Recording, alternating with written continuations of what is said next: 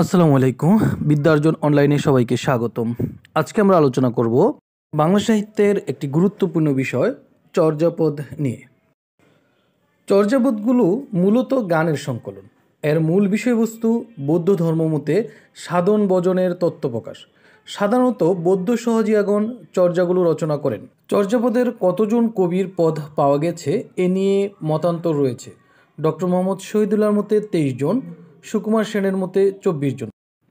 সুতরাং এক কথায় বলতে পারি চর্যাপদের কবির সংখ্যা 23, মতান্তরে 24। কার্ণপা সর্বাপেক্ষা বেশি পদ রচনা করেন, তার পদের সংখ্যা 13টি, 12টি পাওয়া গেছে। দ্বিতীয় সর্বোচ্চ পদ লেখেন বুসুকুপা, 8টি। চর্যাপদ কোন ভাষায় রচিত? চর্যাপদ সন্ধ্যা বা সান্ধ্য ভাষায় রচিত। সন্ধ্যা বা সান্ধ্য ভাষা কী? যে ভাষার সুনির্দিষ্ট কোনো রূপ পায়নি, যে ভাষার অর্থ একাধিক অর্থাৎ আলো আদারের মতো, সে ভাষাকেই পণ্ডিতগণ সান্ধ্য ভাষা বলেছেন। চর্যাপদ কত সালে আবিষ্কার করা হয়?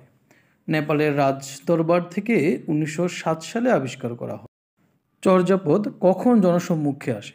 1916 খ্রিস্টাব্দে বঙ্গীয় সাহিত্য পরিষদ থেকে চর্যাপদ প্রকাশিত হয়। সম্পাদনা করেন হরপ্রসাদ শাস্ত্রী।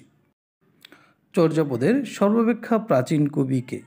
শবরপা, 680 থেকে 760 খ্রিস্টাব্দ।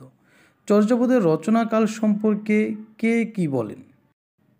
ডক্টর শহীদুল্লাহর মতে 650 খ্রিস্টাব্দ থেকে 1200 খ্রিস্টাব্দের মধ্যে, সুনীত কুমার চট্টোপাধ্যায়ের মধ্যে 950 থেকে 1200 খ্রিস্টাব্দের মধ্যে চর্যাপদ রচিত হয়। সুকুমার সেন সহ প্রায় সব পণ্ডিতই সুনীত কুমার চট্টোপাধ্যায়কে সমর্থন করেন। ধন্যবাদ। আজকে এই পর্যন্তই। বিদ্যার্জনের পাশে থাকুন।